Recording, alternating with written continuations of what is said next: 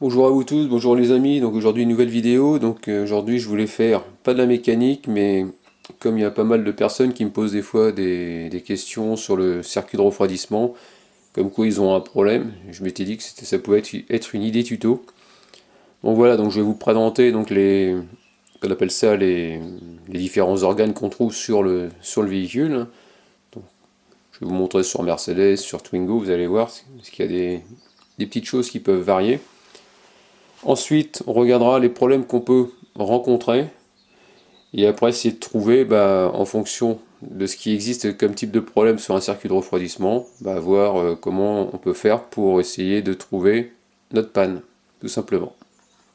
Donc, qu'est-ce qu'on peut trouver comme problème? Donc, on peut avoir un problème de surchauffe moteur, une surconsommation, on peut avoir une fuite, un bruit inhabituel, on peut avoir une instabilité de ralenti, une aiguille température moteur qui oscille, une aiguille de température qui monte pas ou qui monte trop, le ventilo qui se déclenche ou qui déclenche pas, le ventilo qui tourne en permanence, peu de chauffage, le moteur qui a du mal à monter en température.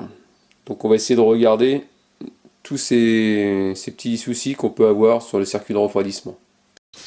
Donc le circuit de refroidissement comprend un bocal avec du liquide forcément, un ventilateur, un radiateur. Ensuite, en partie basse, là où il y a ma main, il y a une prise. Juste en bas, là, ça s'appelle un thermocontact. C'est ce qui permettra de déclencher le motoventilateur. Ensuite, une pompe à eau entraînée par courroie d'accessoires ou courroie de distribution dans le cas de la Twingo et accessoires sur la Mercedes.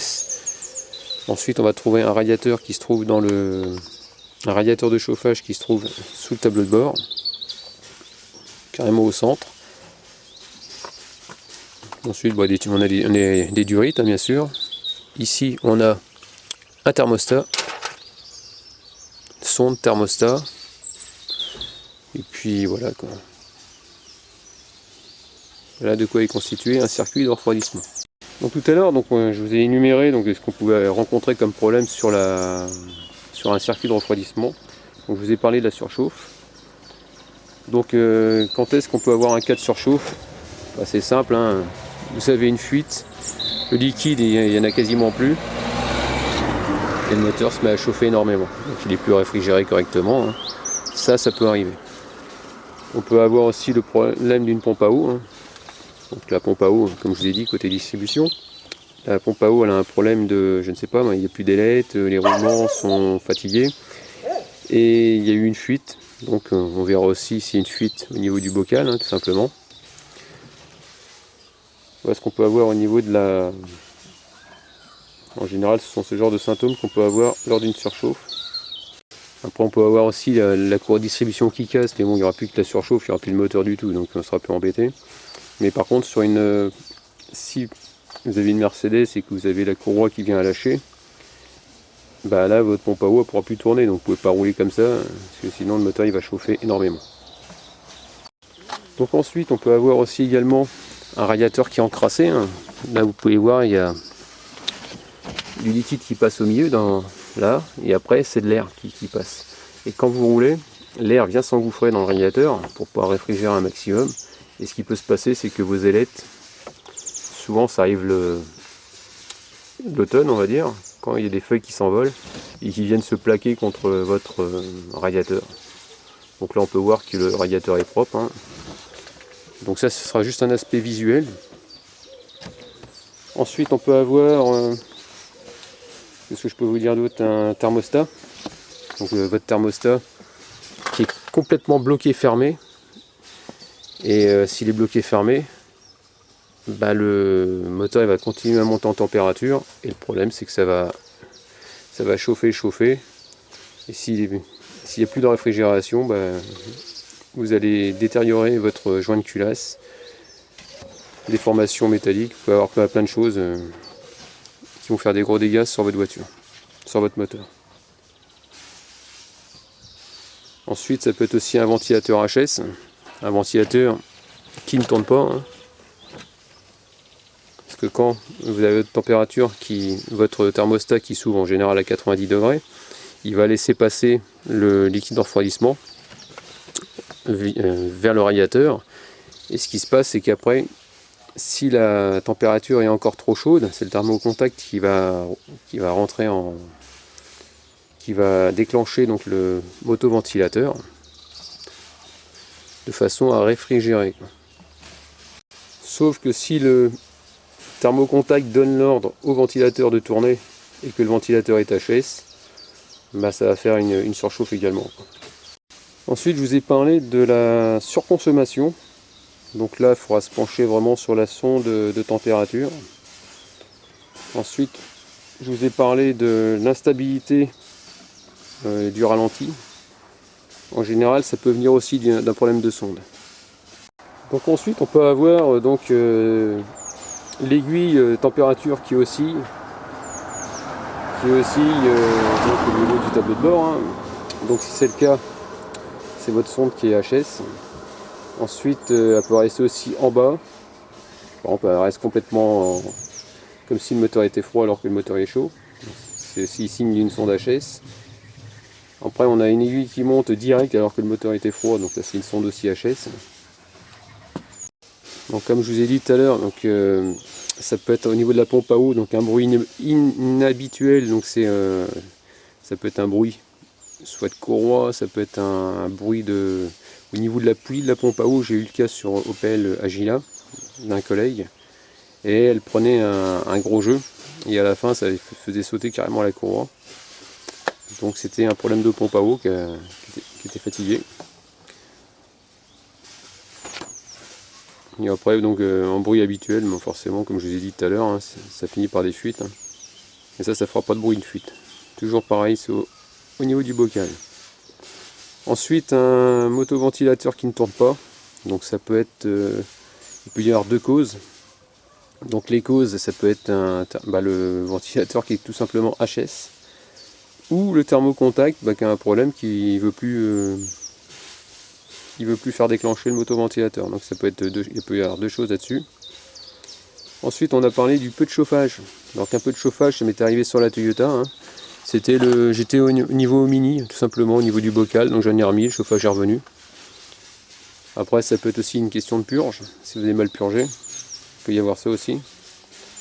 Et autrement, comme j'ai eu le cas sur la Mercedes, le thermostat qui est resté bloqué ouvert. C'est-à-dire que le liquide, au lieu de partir, de chauffer, favoriser la chauffe du moteur et vers le chauffage, comme il est ouvert, forcément ça a tendance à réguler directement, quoi. Et la température ne monte pas. Donc le thermostat, comme je dis, le thermostat qui reste bloqué ouvert, hein, forcément, votre moteur il va pas monter en température, il va rester.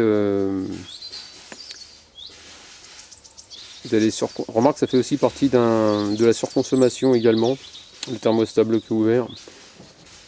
C'est-à-dire que le moteur il va monter à 60, c'était le cas sur la Mercedes, à 60 degrés. Et puis ça montait pas à 90, donc et j'avais peu de chauffage. C'était mon problème sur la Mercedes il n'y a pas très longtemps.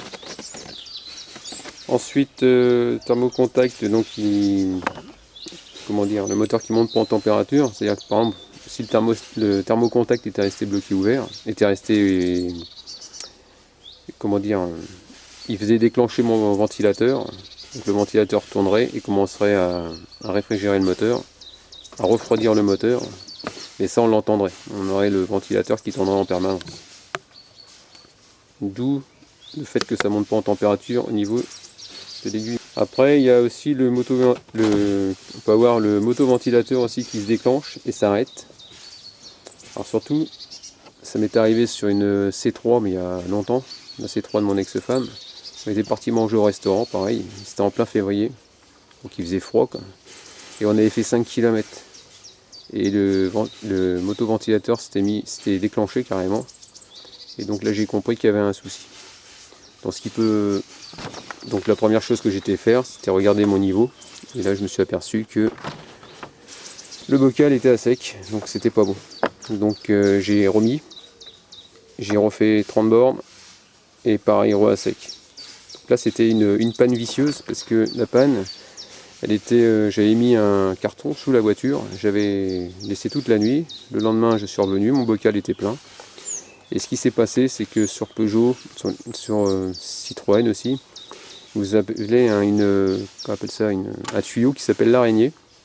Et l'araignée, c'est un tuyau en plastique super rigide, un peu en cette matière-là, hein, et qui chauffait énormément.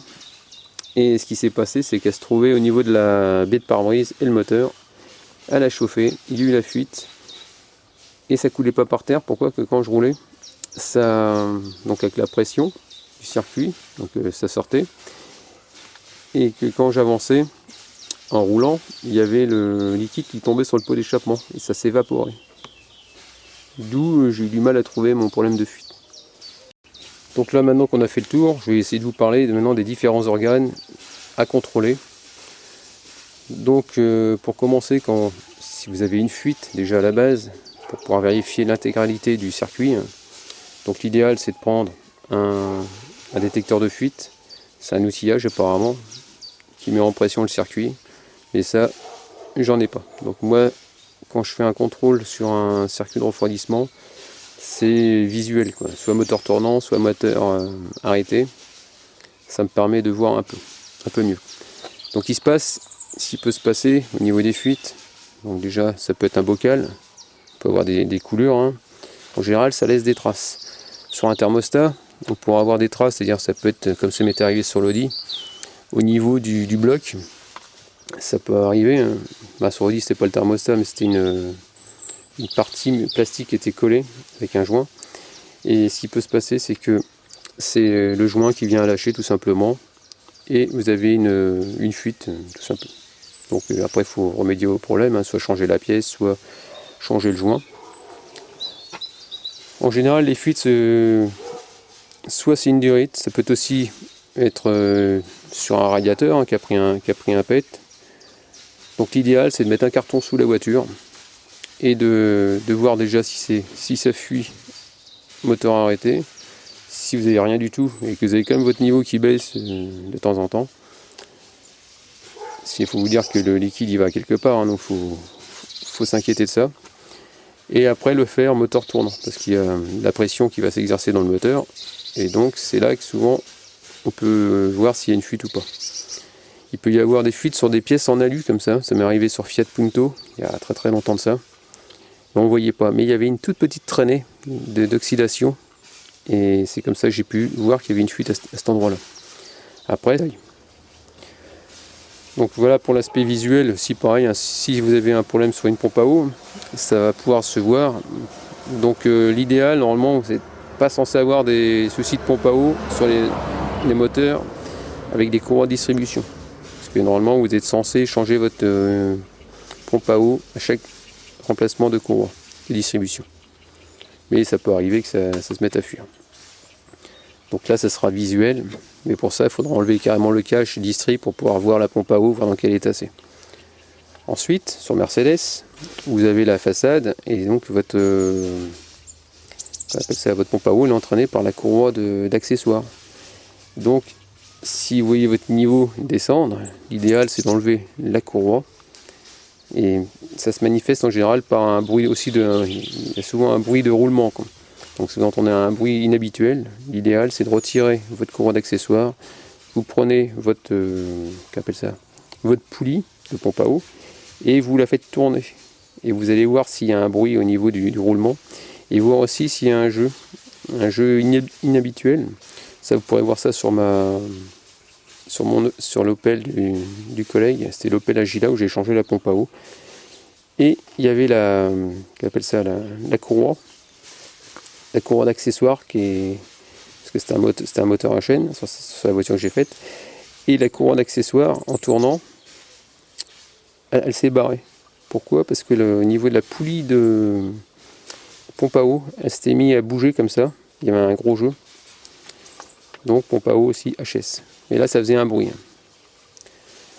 Ensuite, qu'est-ce qu'on peut dire d'autre? Donc on a parlé des durites. Donc au niveau visuel, donc comme je vous ai dit, le thermostat, ça peut être du plastique dur qui peut être cassé. Donc forcément en grosse fuite. Ça peut être un joint. Ça peut être un joint de sonde aussi, toujours côté droit, hein. Ça peut fuir, hein. Au niveau visuel, toujours l'aspect visuel déjà, c'est quand même bien de le faire. Ensuite, le radiateur percé aussi, hein, ça se voit aussi, toujours pareil, ça se voit en visuel et aussi au niveau du bocal. Après, qu'est-ce que je peux vous dire d'autre là-dessus? Si vous avez des purges comme celle-là qu'on peut voir au fond, hein, je sais pas si vous voyez, c'est avec le petit bouchon hein, sur la durite au fond. Ah, ça peut fuir aussi par là, hein, tout simplement. Et après, par contre, si vous pouvez avoir aussi une fuite au niveau du radiateur de chauffage. Ça arrive, mais quand ça arrive, vous allez vite vous en apercevoir. Il va y avoir une odeur de liquide de refroidissement dans l'habitacle et vous allez avoir la moquette complètement trempée. Ça, c'est arrivé à un pote d'armée sur sa Golf 2. Après, ça peut venir aussi, vous pouvez avoir aussi une fuite au niveau du thermocontact, hein, tout simplement. Hein. De toute façon, dès qu'il y a une pièce qui est rajoutée sur le circuit, toujours vérifier les étanchéités. Donc voilà, pour pouvoir tester votre ventilateur, savoir s'il marche ou s'il marche pas. Donc j'ai débranché la prise. J'ai mis 2 pinces crocodile. Alors pour éviter que ça fasse court-circuit, j'ai mis un papier de toilet entre les deux, hein, tout simplement. Donc ici, j'ai pris mes deux. Je vais faire toucher. Je vais faire tenir comme ça. Et je vais toucher là-bas. Regardez, vous voyez. Donc là déjà là on peut constater que mon ventilateur marche. Donc déjà on peut éliminer une panne. Aussi ce qui peut se passer aussi c'est vous pouvez avoir aussi un fusible qui a pété. Ça c'est le premier truc à vérifier. Donc pour le thermocontact, ce que je ferai c'est que je peux pas le défaire parce que le problème c'est qu'il y a l'eau qui va couler. Je vous mettrai dans la vidéo tout à l'heure on appelle ça comment faire pour pouvoir je mettrai une photo d'un thermocontact, voir comment c'est fait et avec les valeurs.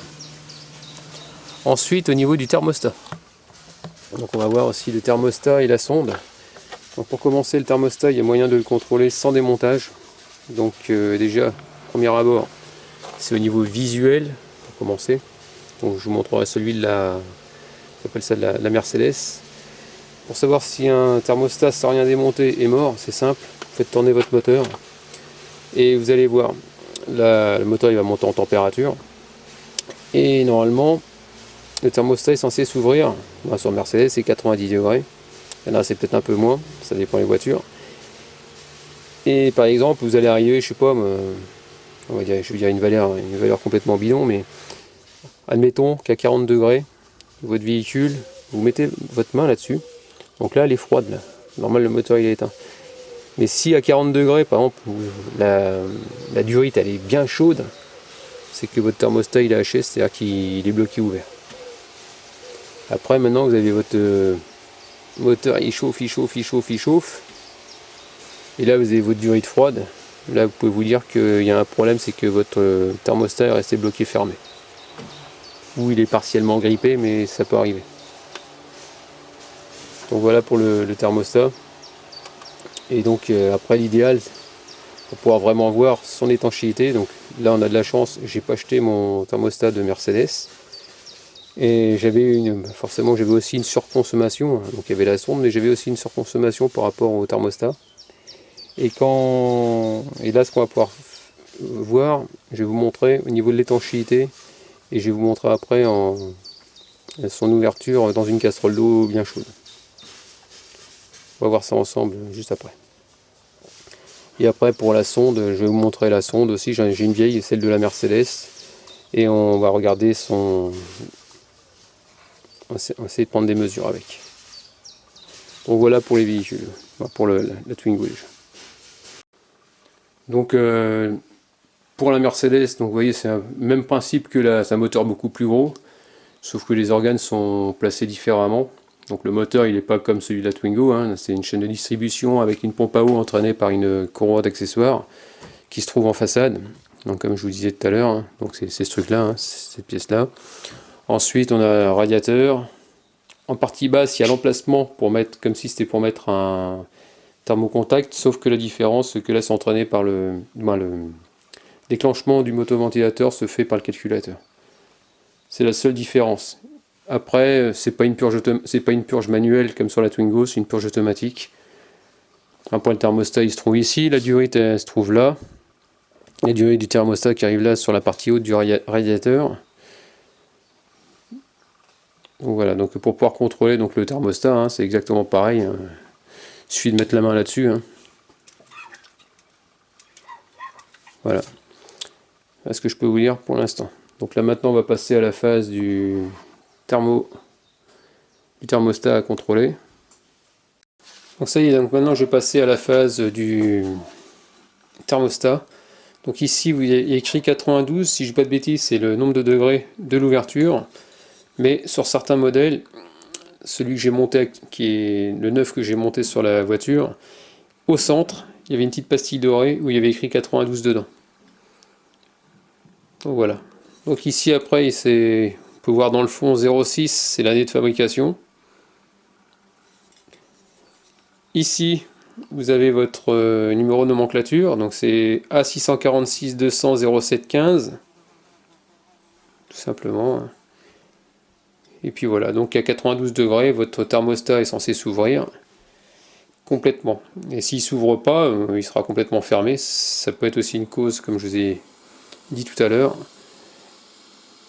Et donc quand votre thermostat est neuf et en bon état du moins de fonctionnement, dès que vous démarrez le moteur, comme je vous ai dit, le liquide de refroidissement, du moins on va privilégier la chauffe du moteur ainsi que le chauffage dans l'habitacle. Et ensuite, à 92 degrés, il est censé s'ouvrir pour faire passer le liquide de refroidissement pour aller vers le radiateur.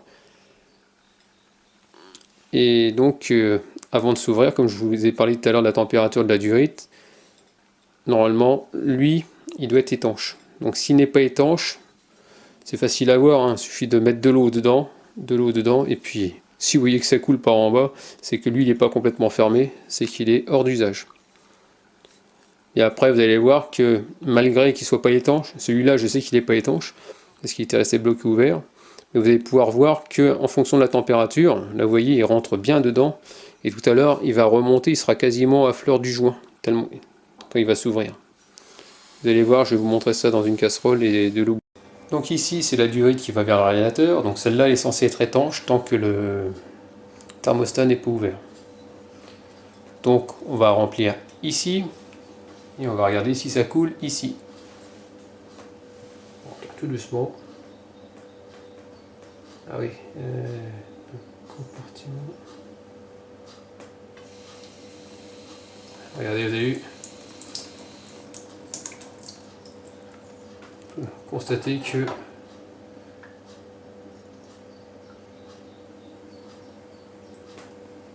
avez vu, hein, c'est pas étanche. Donc c'est pour ça que mon moteur ne montait pas en température. Il partait directement vers le radiateur. Et j'avais peu de chauffage aussi dans l'habitacle. Donc quand c'est comme ça, c'est que votre thermostat, donc pour pouvoir démonter la partie, prenez une pince pour tirer ça. Et on peut constater que, regardez, vous voyez comment il bouge. Ça ne m'étonne pas qu'il soit... Regardez.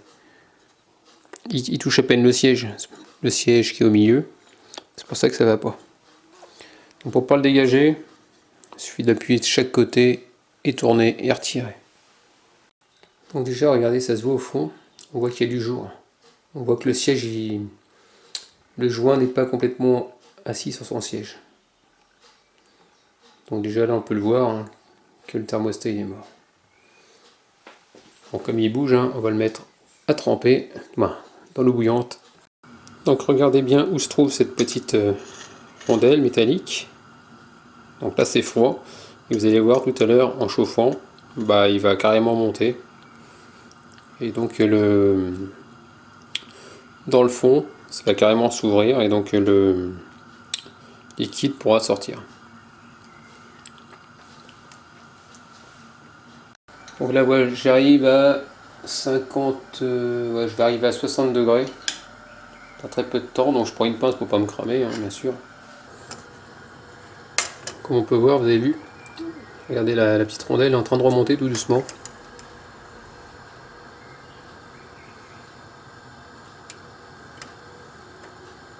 Après, on va regarder son siège, s'il est bien ouvert ou pas ouvert.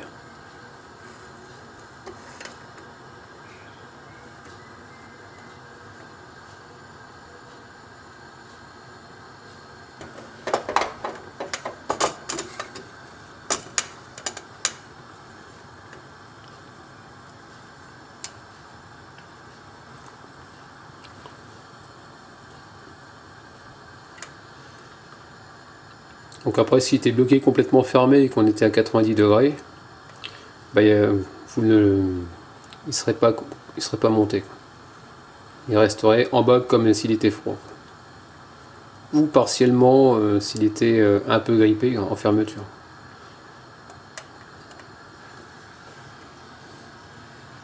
Il vaut mieux un thermostat qui reste bloqué ouvert que bloqué fermé, hein.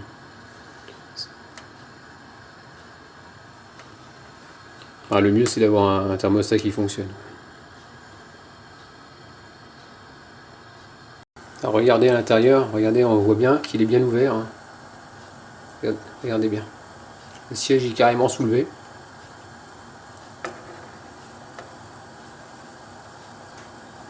On voit le jour.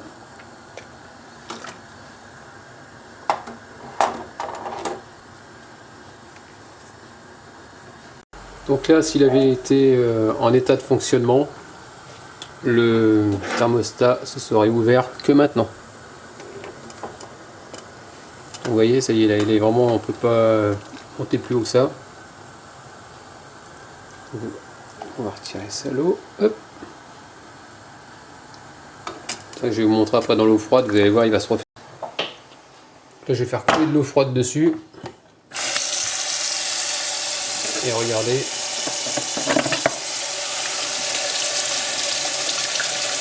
Il va redescendre.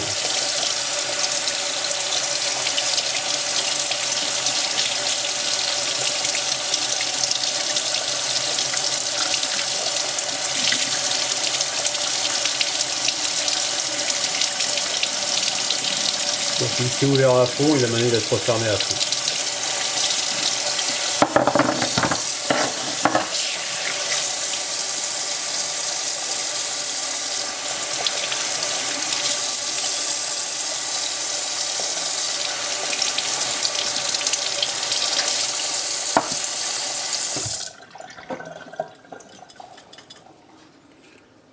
Ouais, en partie basse, tout simplement.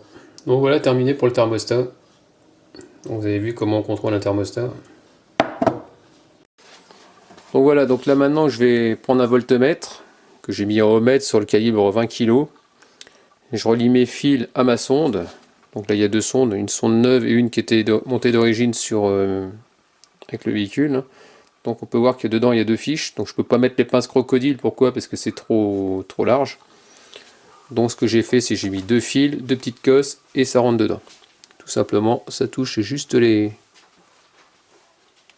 Donc je vais mettre un petit carton dedans pour pas fausser les données. Donc voilà, j'ai mis un petit papier au milieu pour pas que ça se touche entre les deux cosses. Donc là, ce que je peux voir, c'est que j'ai une valeur de 85. Ensuite, on va chauffer le... On voit qu'il est en train de monter tout doucement. Tout à l'heure, c'était aux alentours de 3 et quelques. Donc je vais attendre qu'il se stabilise directement. Je vais attendre un petit peu et je reviens vers vous. Donc en attendant, j'ai un thermomètre infrarouge. Donc Silverline qui vient de chez monoutillage.com. Sylvain, je te salue. Donc, vous voyez qu'il y a un faisceau laser, hein, tout simplement. Regardez sur la sonde. Il faudra se mettre à une distance, une bonne distance. Ensuite, voilà, donc ça monte encore, hein.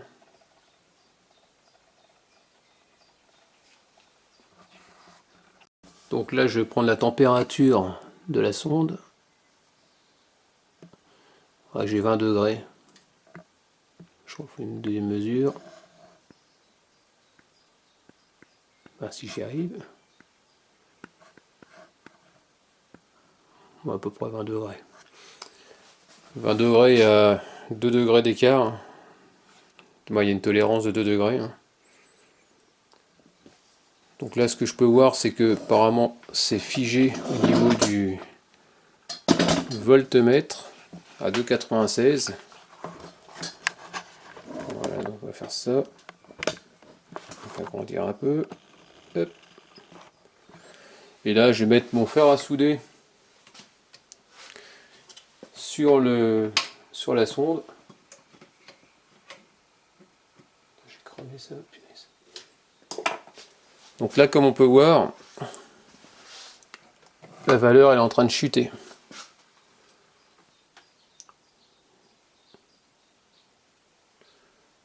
Donc c'est normal. Donc plus on va chauffer, plus la valeur de la résistance chute. Alors ce qu'il faut surtout pas, c'est qu'on se retrouve avec une qui s'arrête en cours de route et qu'on se retrouve avec une valeur soit de l'infini. Donc là pour l'instant ça descend.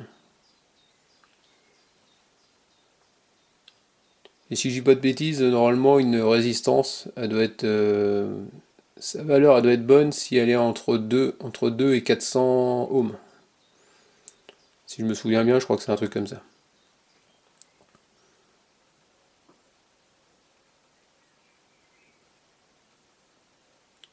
Donc on va le laisser travailler. Donc je vais prendre de temps en temps la température pour savoir dès qu'on arrive à 90 degrés. Donc ça descend toujours. Donc là, je mets un petit coup de thermomètre. 81 degrés.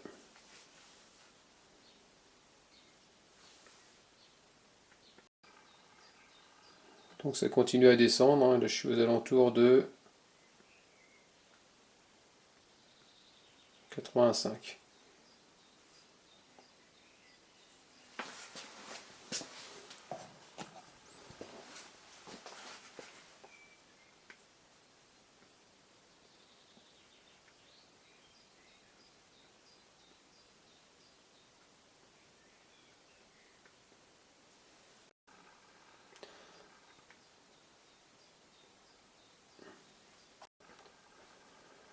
Là je suis à 92,2 et on peut voir que je suis à 315.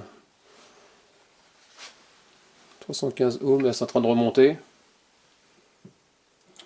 Normal que j'ai enlevé la source de chaleur. Et voilà, elle va remonter. Donc en aucun cas. Et donc elle s'est pas arrêtée en cours de descente, donc ça c'est bon signe. Et je me suis retrouvé à 300 et quelques ohms. Donc je suis dans la fourchette entre 2 et 400 apparemment. Ma sonde est bonne. De toute façon c'est normal qu'elle est bonne parce que c'est une neuve. Donc là maintenant je vais faire exactement la même chose avec la vieille, comme ça on va pouvoir la contrôler également et les comparer. Donc là je viens de mettre la sonde, l'ancienne. L'autre on était à 3,08 de mémoire, donc là on est à 2,51. Donc je vais attendre de voir si elle remonte un petit peu et si elle se stabilise. Et ensuite on fera exactement la même chose, sauf que bon, moi je prendrai la mesure, je vous mettrai le résultat final. Donc ça y est, ça s'est stabilisé à 2,66, 2,67. Donc on va pouvoir commencer l'expérience. On va mettre le fer à souder sur la sonde et c'est parti. C'est parti, ça descend.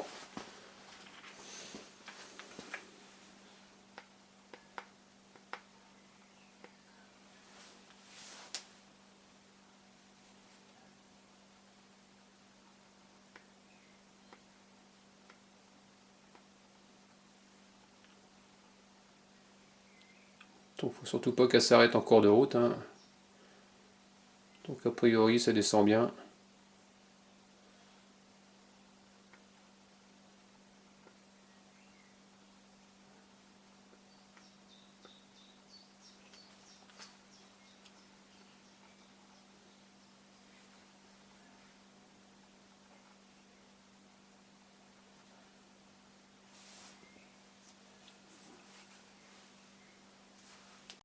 Donc là je reprends la température. Ouais, je suis à 91 degrés. Vous voyez, je suis à 353, il n'y a pas eu de coupure. Donc il n'y a pas eu d'infini, il n'y a rien eu du tout. Donc c'est descendu normalement, donc ma sonde elle est aussi bonne. J'avais un petit doute. Et ce qui est bizarre, c'était ma surconsommation que j'ai eue sur la Mercedes. Et quand j'ai changé la sonde, elle s'est mise à moins consommer. Alors, je sais pas ce qui s'est passé exactement. Mais en réalité, apparemment, elle est bonne. Elle n'était pas coupée. Donc voilà, les deux sondes sont aux alentours de 300 ohms à peu près. Je me souviens plus exactement. Donc on peut considérer que les deux sondes sont bonnes. Donc là, pareil pour le. Donc là, c'est le thermocontact. Au niveau du thermocontact, donc je peux pas le faire sur la voiture parce que pour pouvoir le vérifier, il y a deux mesures. C'est-à-dire qu'ici, vous avez sur la Twingo, en partie basse du radiateur, il y a deux fiches. Donc on va le mesurer en dehors, c'est-à-dire quand il ne sera pas dans l'eau. On va prendre un ohmmètre, on va faire toucher avec les fils du voltmètre en position ohmmètre pour vérifier. Et il faudrait que ce soit au niveau de l'infini, que vous avez une valeur infinie. Parce que si vous avez une valeur, ça veut dire que le contact il est mis, et donc c'est pas bon. Donc on vérifie que le circuit est bien ouvert avec l'infini. Une fois que ça c'est, on a le bon fonctionnement, c'est-à-dire que si en dehors de l'eau vous avez autre chose que l'infini, bah, votre thermocontact il est HS, ça veut dire qu'il est resté collé en fermeture. Donc sa température de fonctionnement, normalement ça devrait être gravé dessus, je crois que c'est aux alentours de 96 degrés. Donc après une fois que vous l'avez vérifié s'il fonctionnait hors de l'eau, vous le remontez. Et ensuite faites de chauffer votre voiture et aux alentours de 96 degrés logiquement, vous reprenez la mesure et vous devriez avoir une valeur supérieure à 1 ohm. Si ce n'est pas le cas, votre thermocontact est HS. Donc voilà, ça y est, je pense qu'on a fait le tour du circuit de refroidissement avec les symptômes de panne. Donc en espérant que ce petit tuto il vous ait plu. N'hésitez pas à me laisser des commentaires avec des j'aime ou j'aime pas comme d'habitude et puis je vous dis à très bientôt, ciao.